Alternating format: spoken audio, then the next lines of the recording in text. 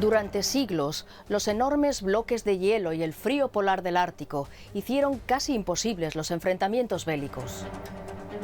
En esa región inhóspita había que cooperar para sobrevivir. Pero ahora el cambio climático abre la veda para acceder a las riquezas y las rutas del Ártico, y ya no se puede descartar el uso de la fuerza. The prospects for armed conflict in the Arctic have changed for the worst. It's no longer unthinkable. ¿Será el Ártico el próximo escenario bélico global? Con el deshielo en el norte, con la mayor accesibilidad a las rutas comerciales, el Ártico está más en pugna que nunca. ¿Planea Rusia un desembarco en el archipiélago noruego de Svalbard para el año 2028? Esa posibilidad fue objeto de estudio en la Escuela de Defensa de la OTAN en 2024, cuando se cumplía una década de desconfianza hacia Rusia, iniciada con su anexión de Crimea en 2014. Desde entonces, al mismo tiempo que invadía y bombardeaba Ucrania, Rusia ha ido reforzando su presencia militar en el Ártico. One worrying sign was observed, for example, after Donald Trump's statement about the US needing Greenland earlier this year. This was immediately followed by statements from ultranationalists in the Russian Duma about Svalbard and Russian historical rights on this archipelago, which is a part of Norway and which is situated in a geostrategic hotspot as seen from Moscow in the western Barents Sea. Mi nombre es Laura Iglesias y hoy en DW Analiza vamos a hablar del interés geopolítico que ha cobrado el Ártico para potencias como Rusia, China o Estados Unidos. Muy cerca del archipiélago noruego de Svalbard se encuentra Nagorskoye, la base más septentrional de Rusia, situada en el archipiélago de Tierra de Francisco José. Es una base pequeña, con capacidad para hasta 150 soldados, que podrían permanecer allí y autoabastecerse durante cerca de un año y medio. ¿Podría Rusia realmente lanzar un ataque desde allí?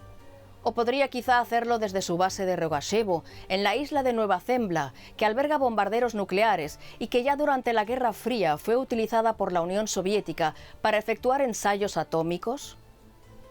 El Ártico sigue siendo una región gélida con hasta 6 meses de oscuridad cada año, en donde el abastecimiento de los lugares habitados es complicado. Por eso, para las bases árticas rusas sería difícil sostener un ataque contra objetivos de la OTAN. Pero ¿qué hay de las bases situadas en el norte de la península de Kola, cerca de la frontera con Noruega y Finlandia? Algunas de esas bases son centros logísticos para la flota rusa de submarinos nucleares que escrutan los fondos del Ártico. Al Kremlin le gusta insistir en que esos submarinos pueden cumplir de inmediato sus órdenes de ataque. A eso se suma que Noruega y Finlandia han registrado recientes movimientos militares en la península de Kola.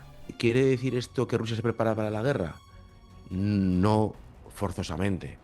Lo que sí quiere decir que en caso de un conflicto, pues ese flanco estaría mejor preparado.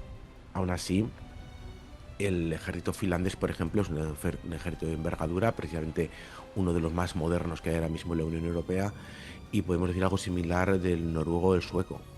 Con lo cual, aunque Rusia haya aumentado su presencia allí, tiene enfrente precisamente a los países más fuertes de la OTAN en la Unión Europea. Especular si Rusia pretende una guerra en el norte. Si Rusia pretendiese una guerra en el norte, no la pretendería contra los más fuertes del patio. Teniendo en cuenta el desgaste sufrido por Rusia en Ucrania, ¿no sería descabellado abrir un nuevo frente de guerra en el norte del planeta? ¿Las demostraciones de fuerza del Kremlin en el norte de Europa podrían tener otro objetivo? Antes de responder a eso, hay que tener en cuenta cómo el Kremlin quiere que los rusos se vean a sí mismos. In the Russian public sphere, the mantra is, and it's been for quite some time, that Russia is already in a long-term conflict with the West. They're teaching young people that to sacrifice your life for the fatherland is the utmost patriotic deed. And the Russian Orthodox Church is very much supporting this, blessing soldiers and weapons that are sent to the front in Ukraine and working very actively to underpin the Moscow claim that there is this need to defend against liberal Europe which is, in the words of the Russian Orthodox Church, the place where Satanism is growing. Presentar a la Iglesia Ortodoxa rusa como víctima de una Europa supuestamente depravada. Todo indica que esa es la estrategia de Rusia, por ejemplo, en el archipiélago de Svalbard. Estas islas son territorio noruego desde 1920, cuando se firmó el Tratado de Svalbard, un pacto que prohíbe construir instalaciones militares y autoriza a los países firmantes a explotar los recursos mineros de las islas. Así es como Rusia, país signatario, se hizo allí con 5 emplazamientos mineros gestionados por el consorcio estatal ruso Trust-Artigugol.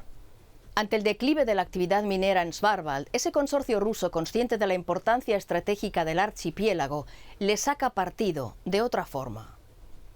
Trust-Artigugol y el consulado ruso conmemoran allí celebraciones militares rusas y también organizan eventos, los filman y los difunden en Rusia, haciendo gala de patriotismo incluso en el lejano Ártico.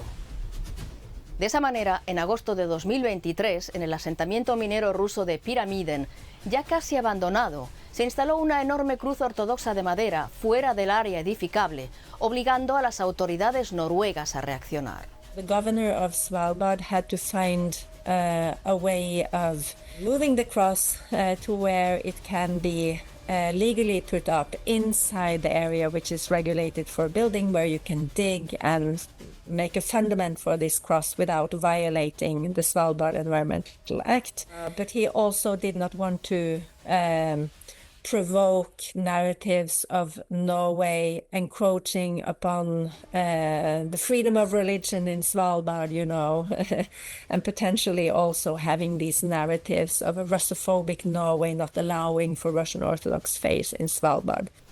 Pero con su despliegue de símbolos ortodoxos, el Kremlin parece buscar algo más que alimentar el nacionalismo ruso. Según los servicios secretos de varios países europeos, la Iglesia Ortodoxa rusa también estaría utilizando sus templos para actividades de inteligencia.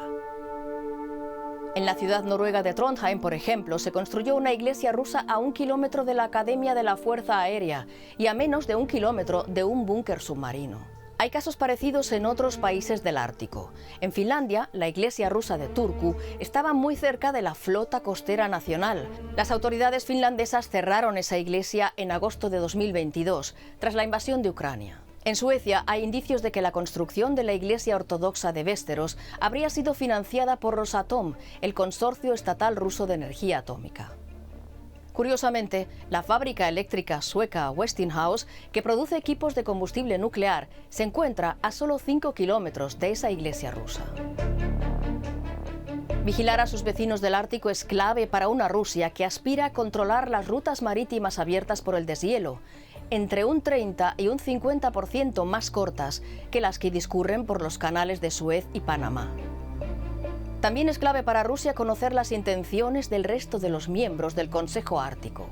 Se trata de un foro integrado por Rusia, Estados Unidos, Canadá, Islandia, Dinamarca, Noruega, Suecia y Finlandia, establecido en 1996 para estrechar la cooperación entre todos esos países. Pero el espíritu de cooperación que imperaba cuando Mikhail Gorbachov estaba al frente del Kremlin, con la llegada de Vladimir Putin se convirtió en una carrera de todos los países árticos por el petróleo, el gas, las tierras raras o los metales preciosos ocultos bajo el mar. Putin ya dejó claras sus prioridades en el verano de 2007.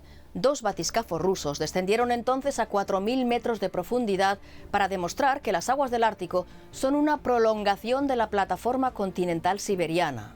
Rusos pusieron una bandera rusa con un submarino en aguas en el fondo del Ártico. Ellos heredan los aires de grandeza que tenía el Imperio ruso, que ya hicieron incursiones en el Ártico, por entonces sin saber la importancia que iba a tener en hidrocarburos, simplemente por la conquista estratégica, geoestratégica. Si a esto le sumamos los hidrocarburos y las rutas comerciales, evidentemente controlar el Ártico pues es una pieza de caza mayor. Ver la bandera rusa bajo las aguas del Ártico alarmó al resto de los países ribereños. Todos ellos tienen derecho a explotar las aguas y los lechos marinos hasta las 200 millas náuticas. El resto, el Polo Norte y la región central del Ártico, son, según el derecho internacional, patrimonio de la humanidad. No obstante, al igual que Rusia, todas las naciones árticas reclaman derechos en esa región, alegando que sus plataformas continentales también se extienden más allá de las 200 millas. Sus reclamaciones se superponen en áreas muy amplias, especialmente en una cordillera submarina de más de 1.700 kilómetros de longitud, llamada Cresta de Lomonosov, que atraviesa el Polo Norte y es reclamada por Canadá, Rusia y Groenlandia. Es una situación que conviene solucionar a todos los implicados y que se solucionará en una mesa de negociaciones con unas fronteras claras y definidas, porque yo creo que todas estas potencias van a colaborar mucho en esa parte del mundo. Lo que pasa es que ahora no es el momento. Ahora tenemos la confrontación abierta entre Rusia y los países europeos, la confrontación abierta entre Estados Unidos y China.